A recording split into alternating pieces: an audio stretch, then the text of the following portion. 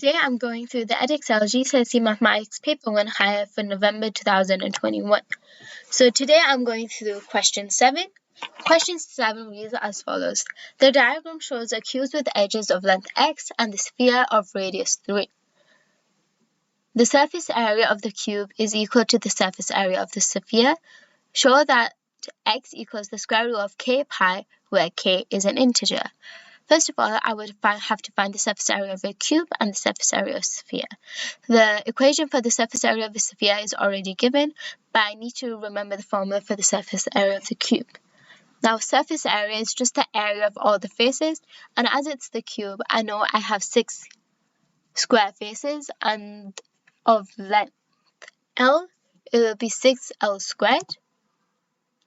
And as I can see, it's not in the question, it's x, so I would write 6x squared. Now I have to find the surface area of the sphere. So that's the formula of the surface area of the sphere, which is already given to me in the question. And now I need to find r, the radius, and the radius is given, which is 3. So that's 4 pi 3 squared. Now I know 3 squared is 9. So it's 4 times by pi times by 9. And now I can simplify by doing 4 times by 9, which will give me 36 pi. So I know 6x squared equals 36 pi. Now I can divide by 6 on both sides, give me x squared equals 6 pi. Then I can square root, which give me x equals the square root of 6 pi.